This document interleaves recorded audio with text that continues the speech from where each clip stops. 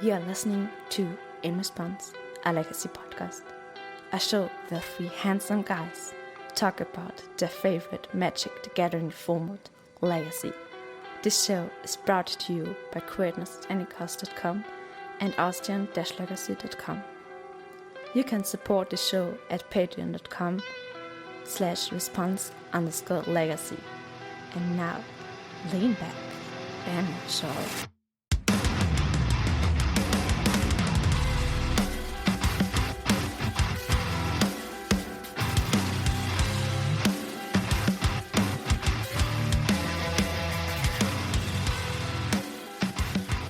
Hello everyone and welcome to the 61st episode preparing for Eternal Weekend of In Response. a Legacy podcast.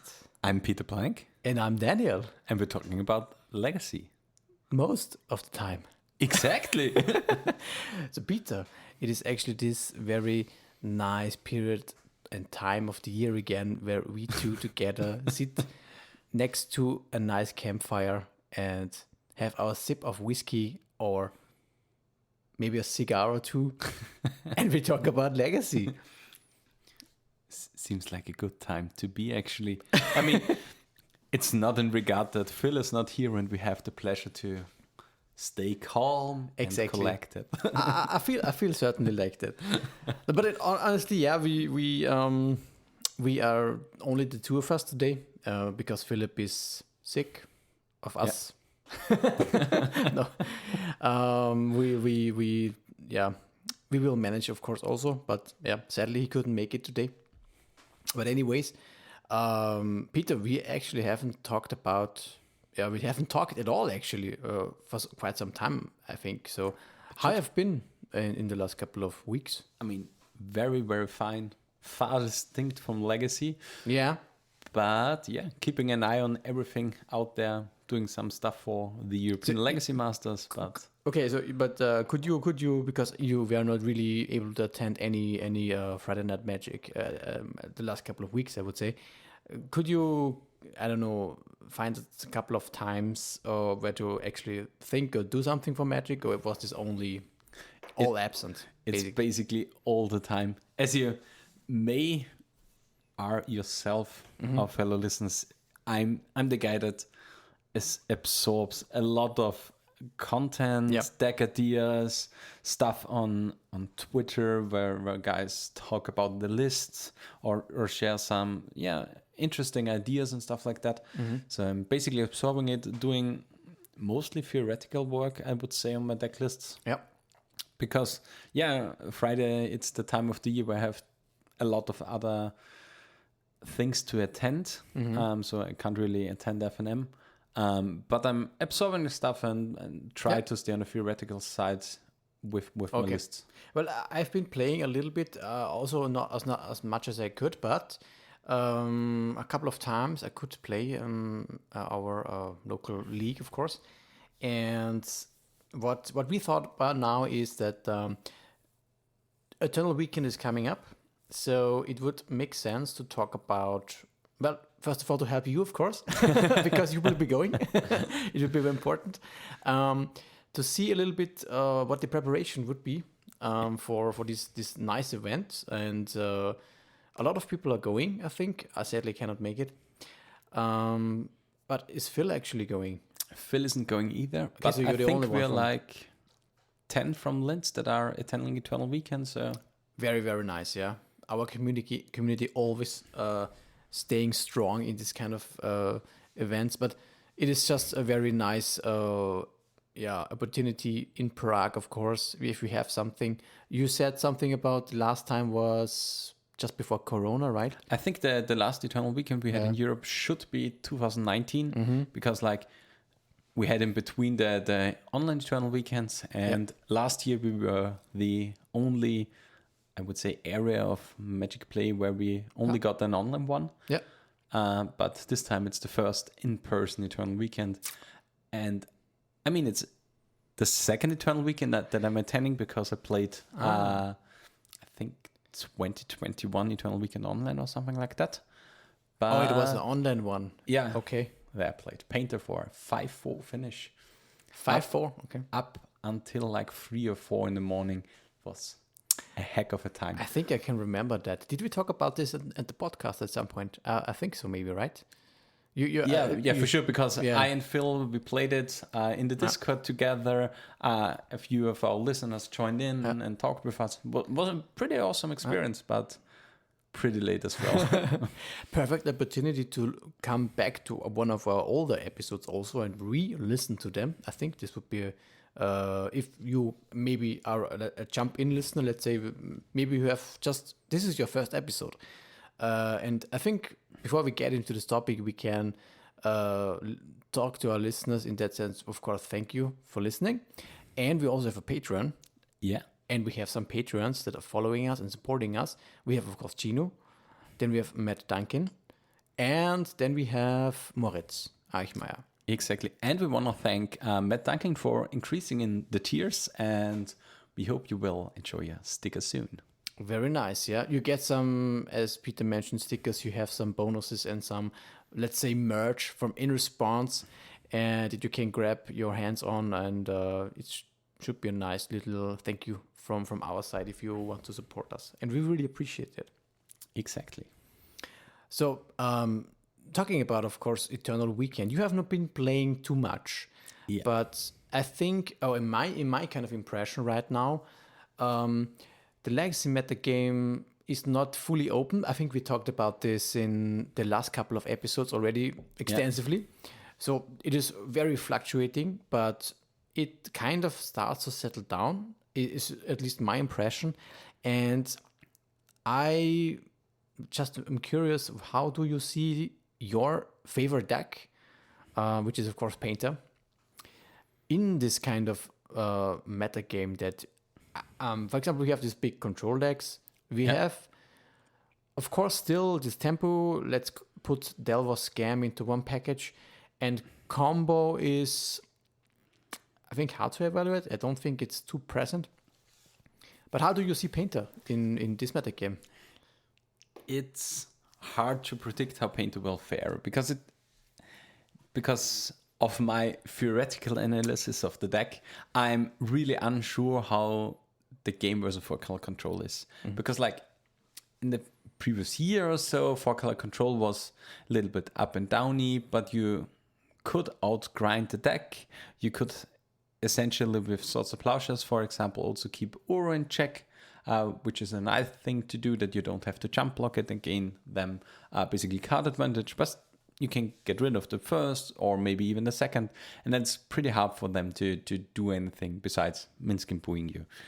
That's true. But 4-color control or 5-color control sometimes. With Yorion maybe even. With Yorion switched up a lot. Yeah. They are playing now up the Beanstalk. Yeah, really, really sick card advantage engine exactly for the late game. Yeah. So that means you aren't really that able to outgrind. They also are playing now a few Terminus, which is also a pretty devastating card. Even though we sometimes don't really commit like too many creatures, but it can reset the board. Previously, like Meltdown or something like that was, it happens, but you kept the Welders and everything is okay. But now they get rid of Welders and your artifact creatures, so it can be a problem. And they got Leyland Binding. Leyland Binding is a really strong card. It turned out to completely replace Prismatic Ending, actually. I have not seen much Prismatic Ending being played at this point in time. Almost every control deck, if they have, or sometimes even if they don't have the Beanstalks, they would just jam 4 Leyland Binding, and this is their removal suit that really nicely rounds out Swords to Plowshares and Terminus, of course. And with Beanstalk, it's just so insane. It's bonkers. I mean, you have to invest a little bit because you have to fetch for multiple colors to reduce the cost, which makes your mana base a little bit vulnerable. But it's a pretty good effect if you excel just one non-land permanent and also get to draw a card. Yeah, the thing is now versus 4-color control, the Magus of the Moon will come in pretty handy. But on the other hand, if they get to stick one white color onto the field, it's so hard to stick any effect. Because like previously, they played mostly like enchantment removal and stuff like that. So if the enchantment sticks, Yep. they can remove the enchantment. But the creature is pretty hard to deal with actually. Yeah. From the painter side. But yeah. But you mean from the control side, or if you have the Magus, for example? You mean if I have the Magus, I mean, one of the cards that also comes in is like the Hydroblast. Yeah. But like if they get one white man, it's easier to remove because like they have the swords, they have the swords, they have the potential Leyline Binding if they have enough mana. Because one of the problems is, and I actually encountered this because last week I played a Leyline Binding deck against Painter. Yeah. And it was not actually Painter, it was Food Chain. but they played Magus of the Moon in the sideboard, and they jammed it against my it was basically only duels. And I was thinking I should be fine, right? Because I have a Leyline Binding. I can just float the mana and then sit. And then I realized, if I float the mana and then all my lands are actually mountains, my fucking Leyline Binding costs 5 mana.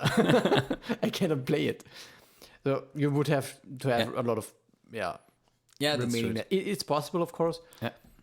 And you also have swords as another removal spell, but it is not so so easy. So it's still okay. I was riding the devil a little bit onto the wall, but should be still okay. But like Magus of the Moon should be like one of the number one priorities now.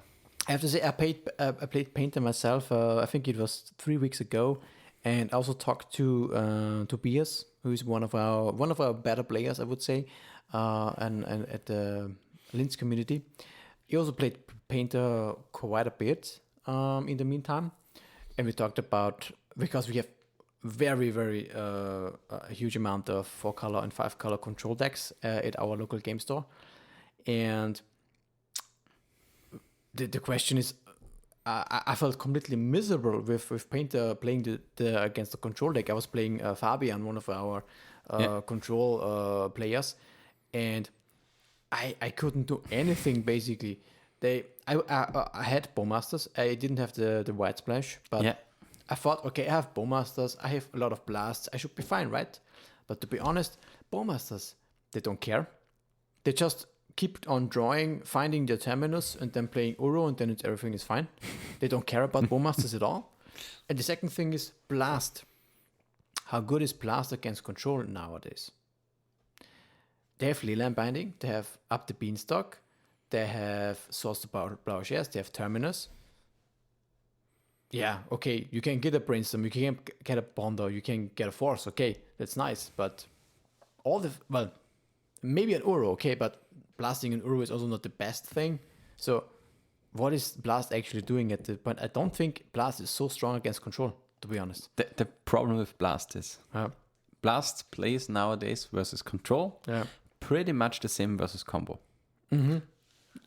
Blast just countering the cantrips. It basically does that, and it was a huge problem versus, for example, Delva in the blue-red Delva era. Yeah. With Dragon Rage Channel and Ragavan. Yeah. Because the only threat you could have Pyroblasted in the early game, or basically in the whole game, was the Merced Region. So even though you boarded in Pyroblast, which was previously pretty strong against Delva, if you're talking like 2019 or something like that, where they played like the Delva, maybe an off-color 2-drop, or something like the, how is it called? The 1/3 flyer that can loot when you cast a second spell. Ledger Shredder, for example.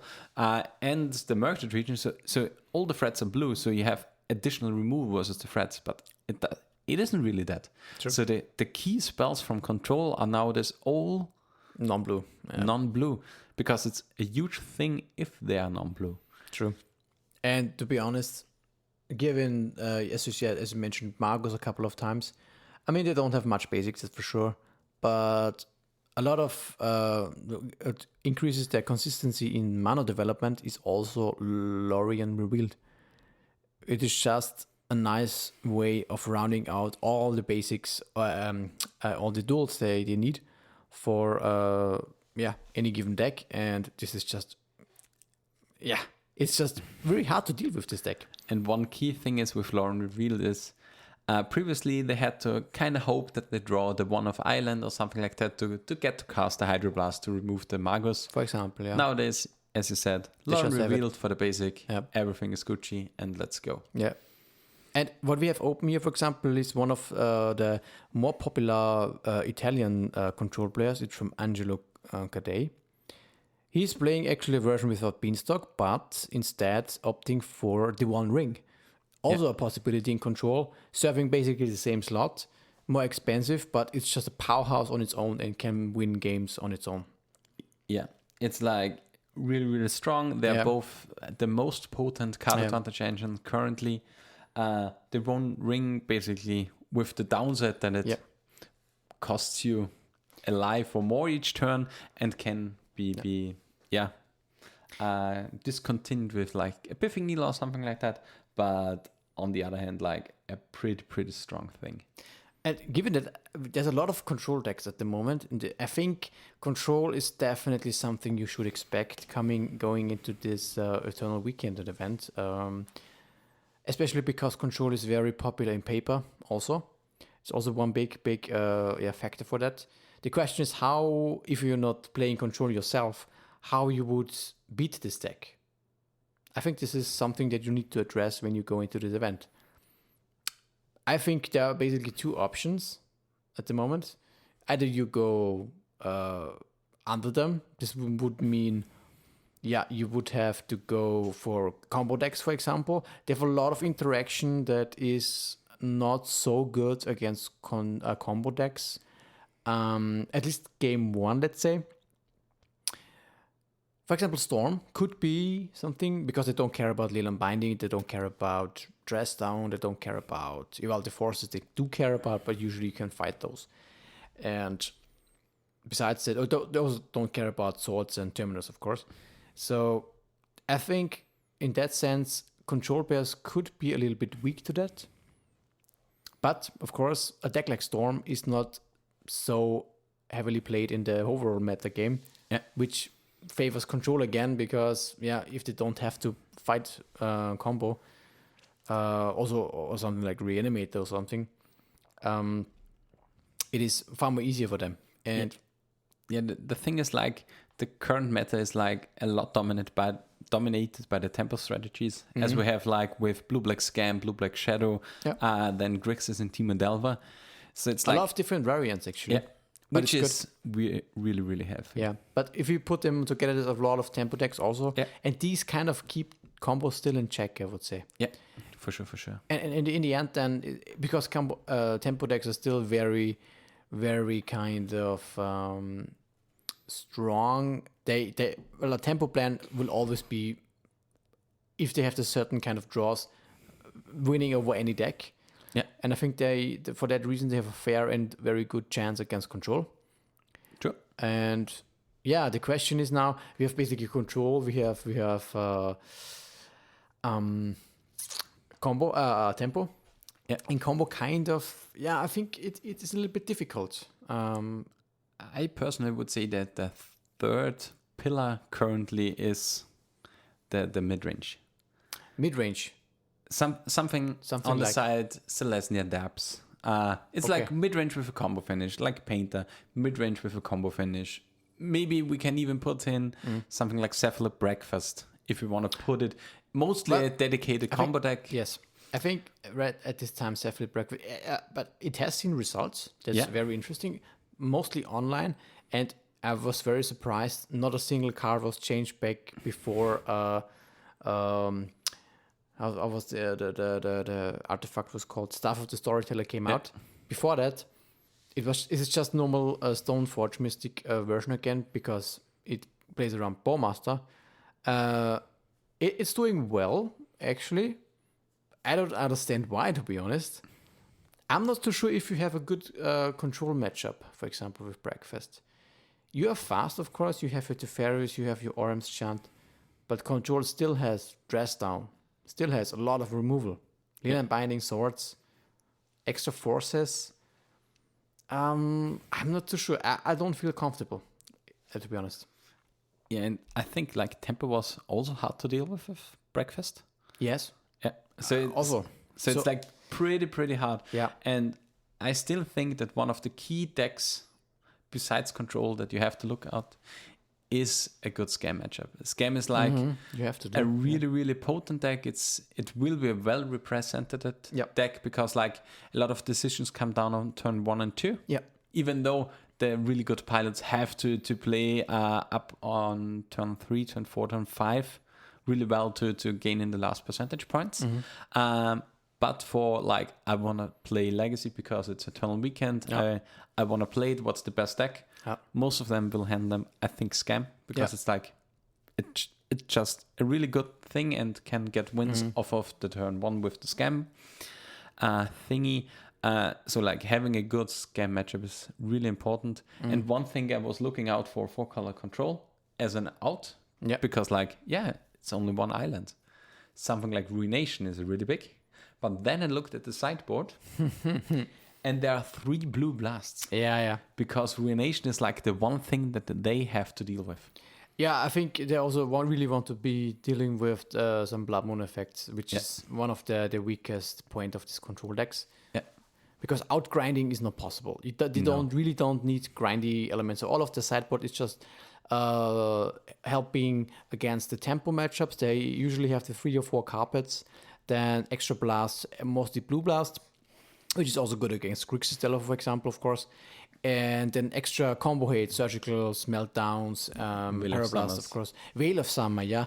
Veil of Summer is also a very problematic card. It is good against Scam, naturally, and it's also naturally good against a lot of combo decks. So this is another thing that just seems very difficult for combo to deal with this kind of deck. And I personally, if you're not really an expert, and if you're not really Tony Scarponi, for example,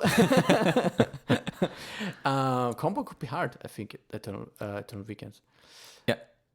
But Tony Scarponi, he just yesterday won a challenge, a Legacy challenge. You mean a vintage challenge because he was playing POM, right?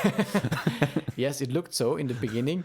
But I think it was coming from, I think the root of the deck is, of course, vintage. It's for sure vintage. Because I think it was it originally built by Justin Gennari? It I could think so. be. He ported, I think, the version into Legacy. Tony picked it up, and then I think he changed a little bit and played it a lot. And it looks very nice, to be honest. I like it very much. PO is such a great card. It's really awesome because I basically played one vintage event up to now, which was in Bologna last year. Yep. And there I got linked the mono blue PO list from Tom Decker. And PO is amazing. Yep. It's such a cool card. But in vintage you basically have like, I'm bouncing in my Moxen and stuff like that. I replay my Moxen, play another PO, make a shit ton of mana. I play a Soul Ring and stuff like that. You have to do it the hard way in Legacy. Yep.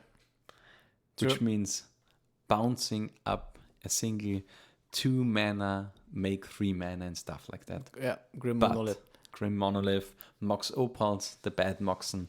But just amazing. It's very good. And I think this deck can play a little bit around interaction into hate because it's more reliant not on individual artifacts, of course, besides the win cons. Yeah. But I think PO is instant, right? So PO is an instant. This is very important. If you just can melt down, you can just PO, for example. Melt on you for 2. I PO back my 5 artifacts. Draw 5 cards, please. Yeah. So this is a lot of things that are going for. Also, it's very new and not really established deck, so a lot of people don't expect it. I think this is a big factor. And it has a very nice engine. It plays forces itself. And I think you can catch a lot of people off guard if you're really into this kind of strategy. It is almost like a hybrid of, it's kind of like Storm actually, but still with this artifact theme that could be also seen in 8-cast, but yeah, it is of course a very different deck. Come on, it's really nice when you get to win with, I don't know, Paradox Engine or Aether Flux Reservoir at some point. This is a really nice win con. Yeah, it's really, really strong. And one thing that we also have to mention is like, I think it plays Ursa game, right? Should be. Yeah. Because Ursa Saga is like single-handedly one of the most played cards for any artifact combo decks because it gives them such a strong game plan as an additional source of win percentage. And it's also a construct or two can just win the game on its own with this heavy amounts of artifacts. That's for sure. I mean, in Vintage, you basically most of the time win with Vault Key and beat your opponent with the artifacts. But yeah, it's just strong. And it has Manifold Key on its own, which is also a very nice combo with Grim Monolith. Yeah. Just untap it, ramp it. You just swift your rituals to artifacts. Yeah. And then you have your a card advantage engine in PO, which normal Storm, for example, doesn't have access to. So, and Storm is dipping anyways a lot into artifact at the moment because of Besiege the Mirror, which is a great card. But so Artifact Hate is already good against normal Storm, and as it is also good against this kind of PO Storm. But you have a lot more grindy elements. You have the PO, you have Emery. Yeah. Emery to recur and to get your pieces that you need, and it is a nice element of grinding, which I think is overall a nice mix of cards. And you have also Thoughtcast and Thought Monitor to a certain extent, so you have a lot of draw engines also. And do you know how sick it is to cast the Thought Monitor for 1 mana, draw 2, and then bounce it with a PO and replay it? It's really nice. To be honest, I really like the deck. It has some weird sideboard options, I would say, sometimes. Okay, tell me more. One is a singleton repeal, which is, I guess, one of the ways to just bounce any permanent that you might want to bounce. It's kind of okay to bounce a key, because you switch 2 mana for 2 mana. Also, you're bouncing your own things is worthwhile also, because it also draws you a card. One thing with Vintage is like you pay the blue with the Mox Sapphire, you bounce the Mox Sapphire. Yeah. It's mana neutral and gets your card, which you can do with a Mox Opal in Legacy. Yeah. And can remove some problematic stuff from your opponent, like an Alrod, or for example, bounce something as a protection on your side. So it's really, really versatile. It's a Vintage deck, and I like it. Yeah. Another one is Raven Form. Never really heard of this card beforehand. It is an sorcery. I know it. For 2 in the blue. Yeah. And it says exile target artifact or creature. Its controller creates a 1 more blue bird creature token with flying. And it has 4 tell, 1 blue. So you can exile it for 2 and then recast it for 1. At a later turn, yeah. Yeah. So it is just in blue colors a really permanent removal for... A beast with him, basically. Yeah, but it's for artifacts and creatures. Yeah. So it doesn't get rid of enchantments, but it is... But it clears Collector Oof and Nalrod again. Yeah, for which example. Are the huge things you want to deal. This is or do you care about Leland? No, I don't think you can. Do you really care about? I mean, the win con is Aether Flux Reservoir. Yeah, but you don't care about the black Leland. I don't think so. Not really. Yeah. Very nice deck. Yeah. I think this is something that I'm really interested if something like this fares very well, kind of sneaking through all the other metagame. But what else would you think would be... What about regular 8-cast? Do you think it is popular or strong at the moment? I mean, basically we had a shift in 8-cast to differentiate between like the Patchwork Automaton version, which one just beats head. Yeah. And then the a little bit grindier version, which is still called 8-cast. Mm-hmm. We sometimes, actually, at this point, the difference is actually not that big, or there's sometimes not even a difference at all. And honestly, we have to... Maybe we have to discuss this point. I think Goldfish at the moment is just so messed up with the decks at the moment. It really is the case. I don't know if you have also listened to the last Every Eternal podcast. No. They also talked about this issue. For example, Boros initiative was not even present. Yeah, because it was like other or something like that. It was completely not present, and it's the second most played deck in Goldfish. It's now added. They fixed it. But come on. Why cannot they just... Do you see Scam here? You don't see Scam.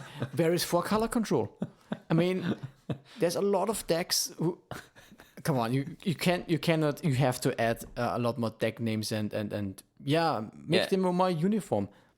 Basically, MTG Tapete, ugly interface, but it's still the thing to go. It works, and at this time and point, we have to give the nod to MTG Tapete, to be honest. Yeah. Even though Goldfish is the most popular side, but it's confusing. And then here you can say 8-cast, and because 8-cast is still kind of non-existent. It is 6-cast with Patchwork Automaton. This is kind of the version. Yeah, it's really insane, because on MTG Goldfish, you don't have Scam. Steamy Aggro, it's called on MTG Tapete. Yeah, it's fine. It's 7%. Fine. Absolutely top 1 deck, most played deck in the aggro and tempo archetype. Yeah. Then we have in control, 4-color control, 7% of the whole metagame. Yeah. Not present on MTG Tapete. Yeah. The one thing is like, we don't really have... okay, we don't really have initiative here. It is under aggro, I think. Is it under aggro? Yeah. Initiative something 4%, yeah. It is, very strong deck, I think. Something like this Stompy deck, I think has a a nice matchup against control. It could be, in my opinion. It's so hard because they basically need to force twice or even thrice. Yeah. And one of the best things you can do versus this kind of control deck is play an Archon of Emeria, because it basically limits the spell power. Yeah. It makes most of their lands enter the battlefield tapped twice, because fetch land and then dual land. So it's like incredibly strong against those kind of decks. And also they have 4 Lingers. It's just only hits. They play Fable. Fable is really, really strong. 4 Lingers, really, really strong. Jealous, strong versus control. I mean, nowadays not that potent, but still a strong card versus them. Then they have the Archon. And then they have basically... Then they have the 8 initiative creatures. Yeah. And that's the thing that they drop. I think this is also pretty good deck at Eternal Weekends, and you certainly should expect that. Because it beats control, specifically. Yeah. I'm not sure how it is against tempo decks. Like, I don't know, Scam.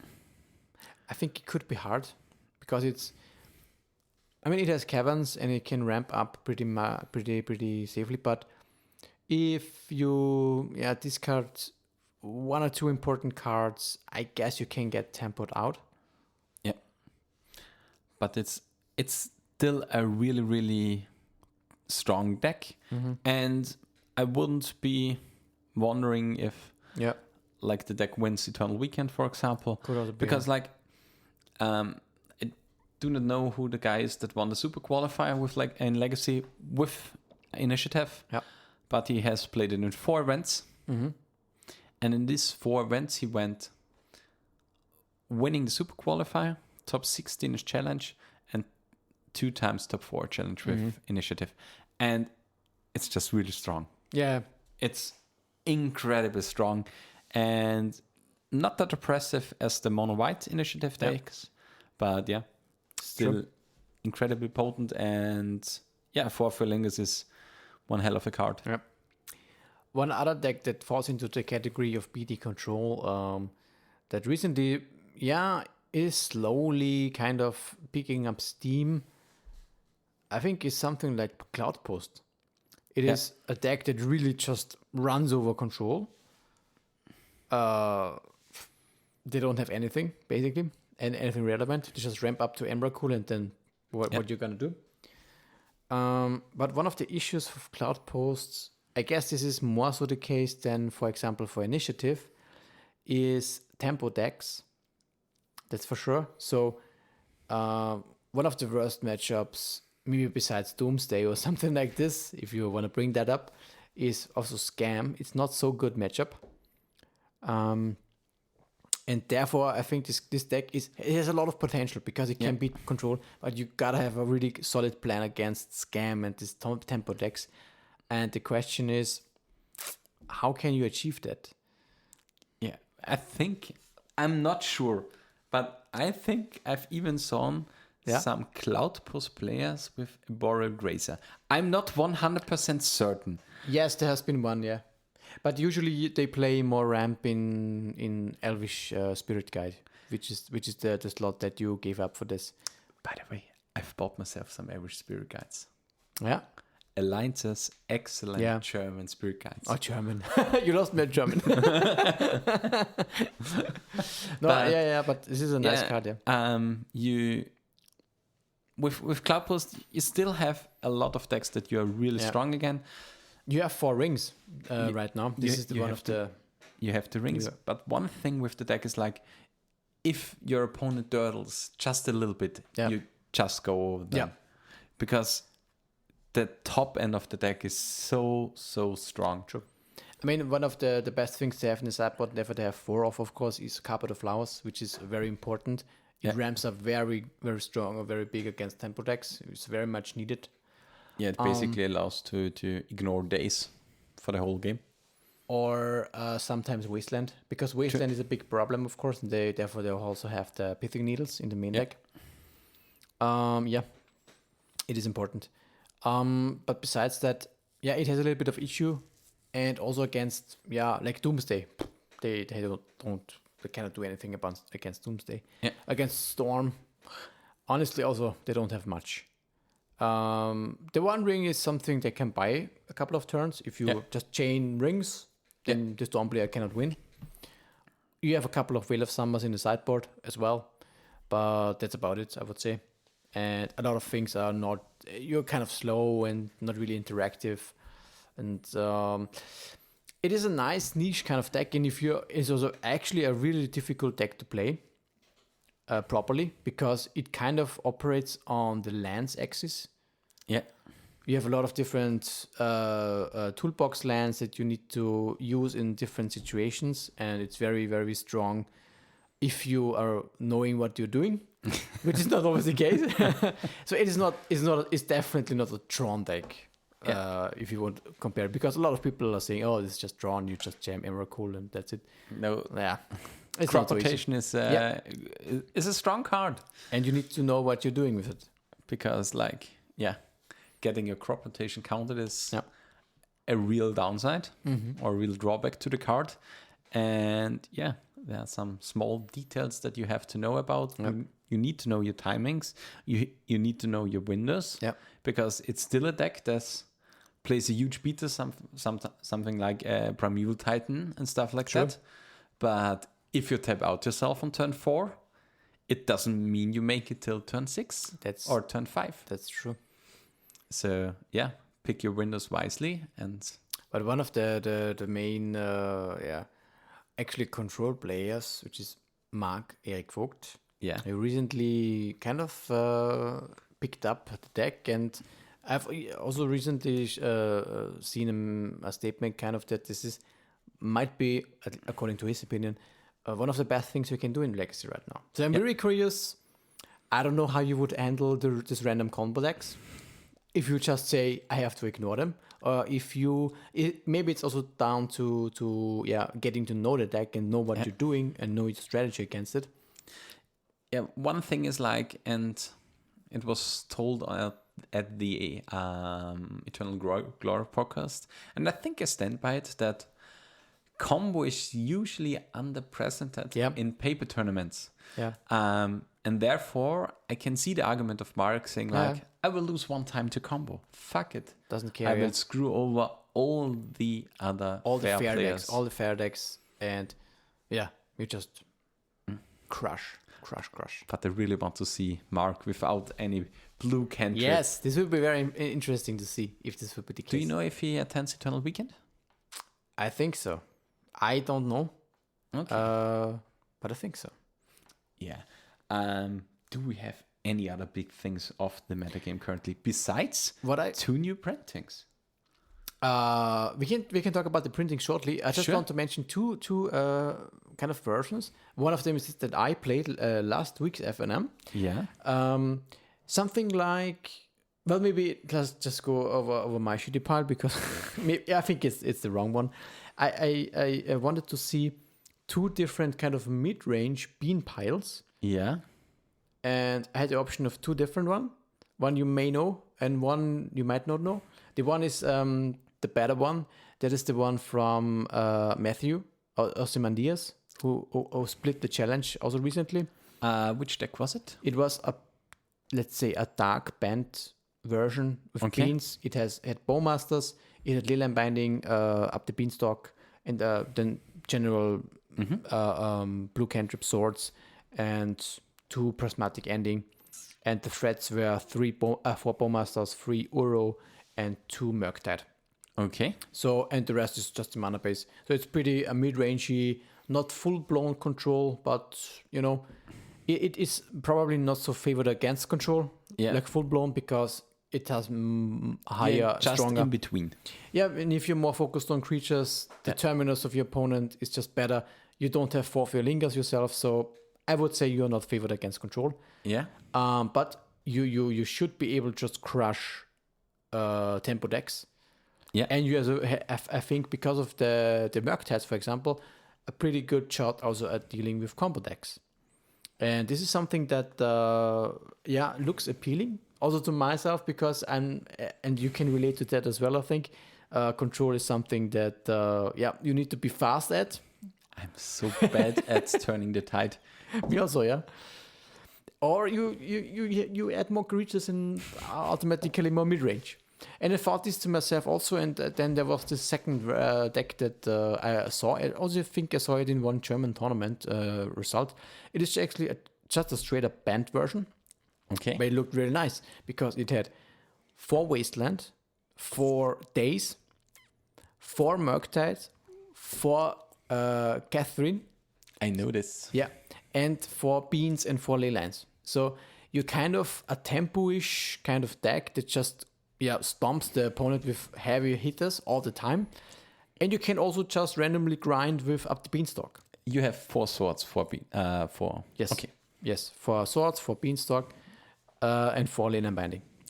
Such a deck is really, really strong. Yeah. Because Triumph of St. Catherine is like such a pillar of the deck. It's so incredibly strong. Yeah. And it's so unfortunate that it's not on MTGO.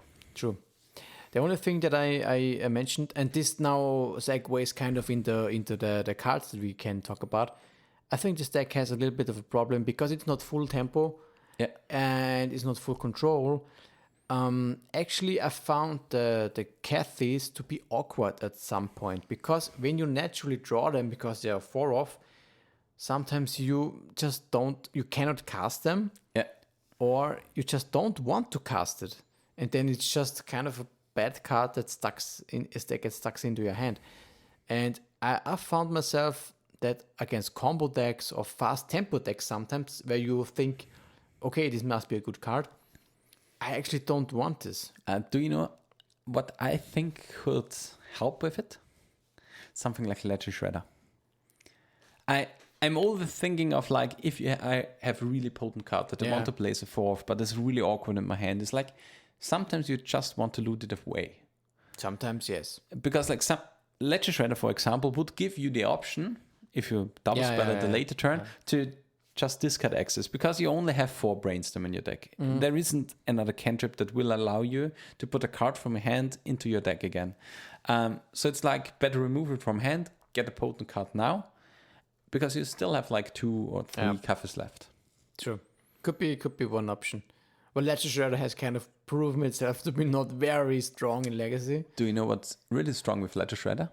If your opponent connives you, you get to cast your Catherine on your opponent's turn for its miracle cost.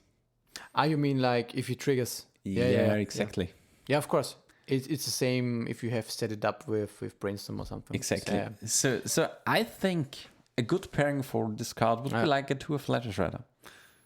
It's mostly theoretically fun because I'm not playing the deck, but it seems like a good fit because it solves like two problems. It enables more of your triggering with the miracle cost, and it helps you with discarding excess.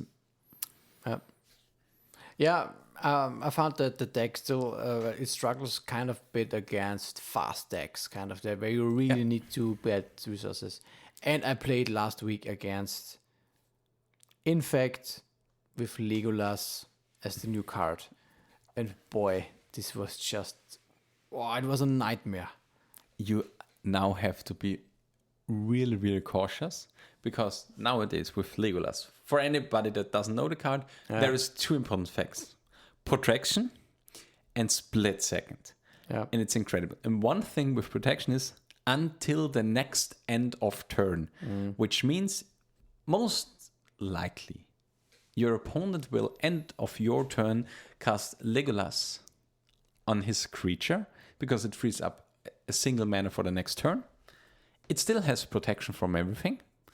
And then you basically pump your creature up until it's lethal enough. It attacks, it shoots your own blocker if it isn't something that flies.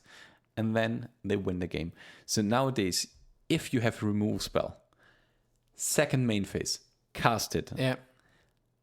On your turn. On your turn. You can't allow your opponent to get up to their turn. If you want to remove a creature from your opponent, second main phase.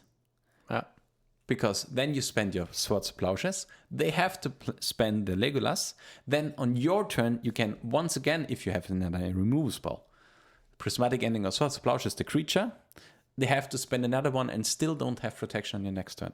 So second main phase is once again a really, really important step. This is and I really felt the pressure that if any threat was sticking on the battlefield, you have to kind of respect the card and you have to calculate, okay, I could be dead. If I pass, I'm dead. And there's so much pressure on the deck to find removal spells to kill the threats. It is I think such a big a booster for Infect as a deck. It is even with Inkmoth, you can even activate Inkmoth itself and then play Legolas on it. It untaps. It also added effect. It untaps. It clears a blocker. If you pump it enough and your opponent has a Murktide, you just shoot it. Don't care. It does everything kind of. The big thing with the card is like it's a split second Mother of Runes, basically. That comes from your hand, so you don't know the timings and stuff like that. But it's similar to the Mother of Runes burning. It just gives protection from everything. But split second is like such a stupid effect for it. It's basically, as we had like Fenris Cloud, Sam Nems said it's the best thing that happened to Infect since Infect. I agree. And it seems like it is. I was skeptical at first because it was like it doesn't pump the creature. And I think this is the biggest critique about the card. Of course, it doesn't pump. It should have given +2/+2. Am I right? This would be at least playable. Come on. I mean, but one thing that we have to, I want to see here like a similar pairing is like when we all started playing Pokemon. For example, we had like to choose the 4 moves that our Pokemon can learn. And do you know what the moves were that we didn't learn our Pokemon? Non-damaging moves. It's non-damaging moves. That is true, yeah. And the thing that is like leveling up with your knowledge about the game is like non-damaging moves. It's like when you play the cantrip instead of like an excess creature that is worse, for example. And this is something with Legolas. It's the best thing that you can do. And there really can't be anything better at protecting a single creature be printed in the future of Magic, because it just can't. It's a split second protection spell. The one thing it can say is like, if there is a board wipe or a terminus effect, it will still stay on the battlefield. But that's the only line. Well, it doesn't, of course. It doesn't, Yeah, but it's the one thing that could make the card better. Yeah. But- Or palm spell, right? Or it gives it plus and 9, plus make 9. it for extra mana just because. And attacking and infect triggers at attack. But but yeah, there is not really anything that... Terminus is one of the better cards that is good against infect, of course, because you can play around the Legolas. But other than that, spot space removal, there's a lot of swords and Leland Binding still flowing around.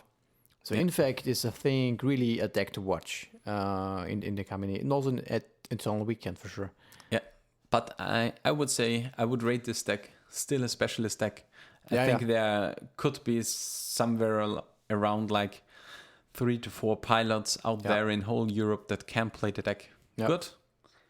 I personally would say like we have one in Austria too, but he won't play infect. Okay. So yeah, will be interesting how it fares. And also maybe in other decks, because I've seen versions, or it could be a nice addition to some kind of dark depths strategies. Oftentimes you also have strong, yeah. You oftentimes you have something like Not From This World or Sylvan Safekeeper. Yeah. These are like the protection effects that you would also have, or that Sejiri step.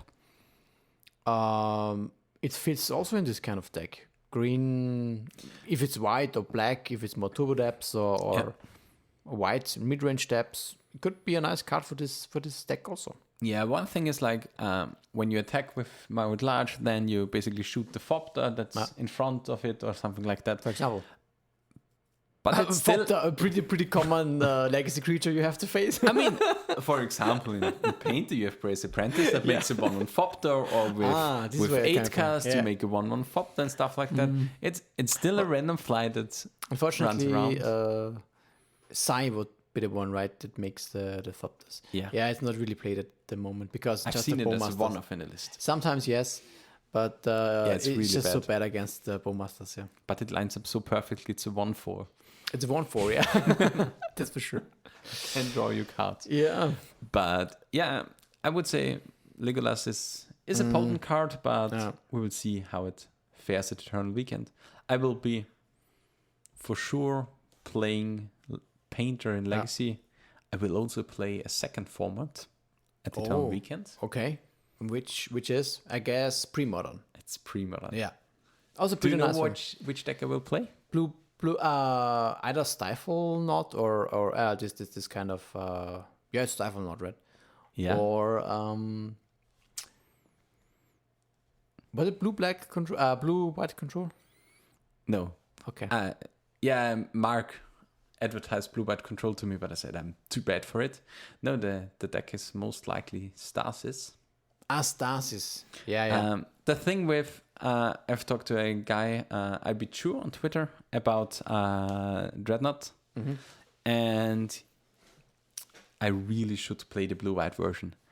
The blue white version looks infinitely better than the mono blue version, because like I played the mono blue version like a little bit, but the thing is like if you don't draw your Dreadnoughts, you're basically fucked. Yeah.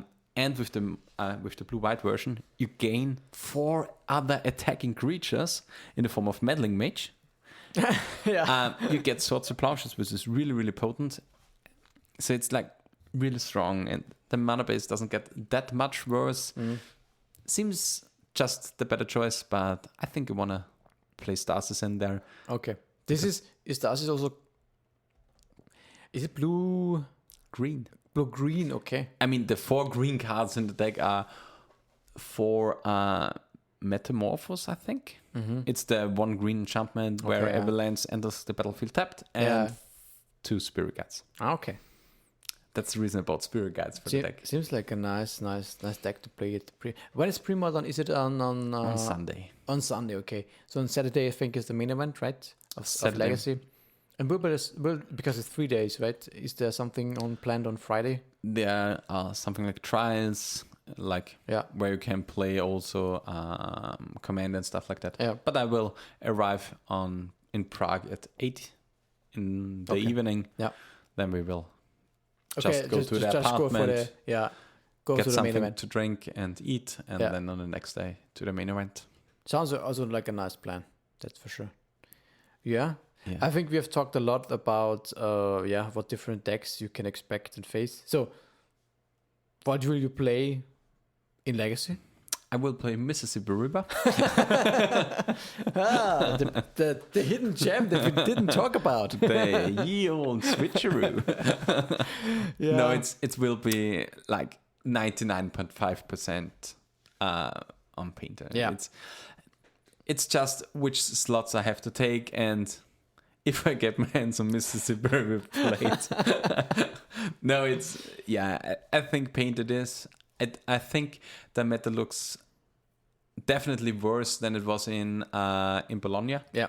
In Bologna, the deck was really, really well prepared. With this white splash that is added there, yeah. It was really a good choice, yeah. Yeah, the white splash is still really potent because it's such a strong thing also that you can do against Team Delva with the uptick in depths and lands. It's also really strong. The one thing is like bean piles are really, really hard to get through.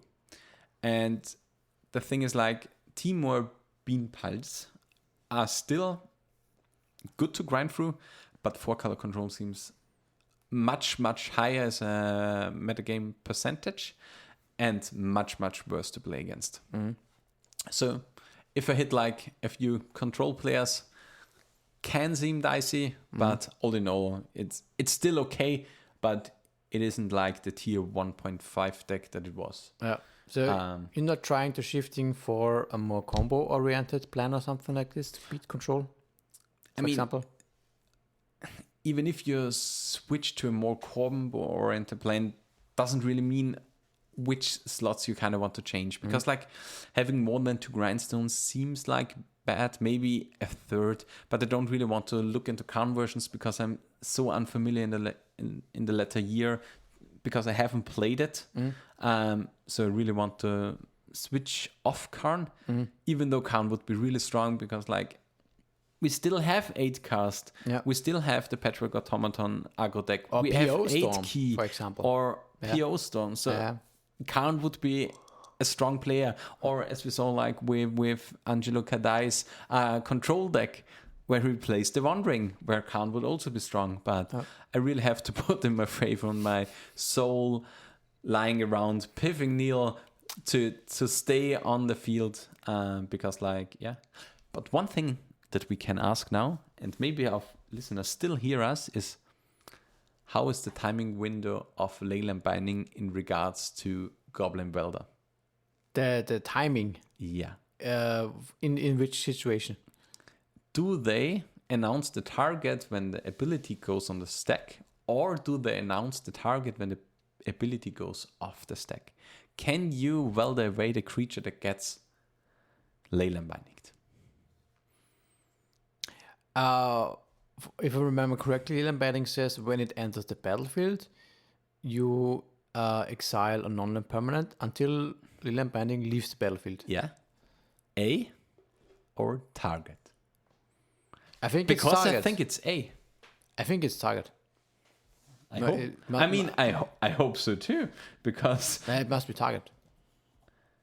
It would be insane. Then you could also play get a creature that is Legolas with Leyland Binding. Must be target. Excel target. Okay. So of course you can. So you can weld it. Yeah. So my welder will get Leyland Binding most likely. Perfect. Not perfect, but perfect 20 episodes. Yes, this is what I wanted to say. Victor, I think we can only wish you all the best for the Eternal Weekends. Let's hope that you have another great showing as you had in Bologna with Painter. I hope so too. And for all the listeners, it is very important if you have liked the episode that you share it, of course. Maybe give feedback. And of course, follow us on our social media channels. It is @InResponse everywhere. It's @Response Legacy. Yeah, that's true. True. Am I right? Yeah, it's response underscore legacy. Yeah, true. I mistake that there. It's response underscore legacy in all platforms. Phil is missing. Yeah. And yeah, thanks again for the patrons. That's for sure. If you have not seen it, we also have a Patreon. Check it out. We also have a merch shop. We also have a merch shop that you can see in our link tree, where we have all the links available, and you can have a look at those as well. Get yourself a nice cap of In Response that we're also wearing at our nice events and in the public events, that's for sure. And Peter, where we can find you on social media personally? You can find me on x.com, formerly known as Twitter. It's at Unicorn World, but the O in the Lord is a 0. And where can we find you, Daniel, you flying aberration? Flying aberration. Could be my second alteration account. You mean as I'm the second personality of Wins? But most of the time I'm still on my main account, which is @FlyingDelver, also on Twitter. So yeah, I think this was a nice talk, and In Response. The end. Perfect.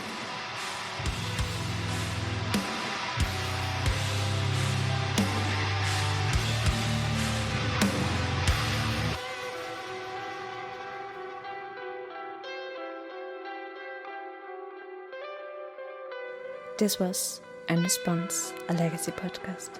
If you enjoyed the ride, feel free to support the show by following, leaving a review, or subscribe on patreon.com/response_legacy.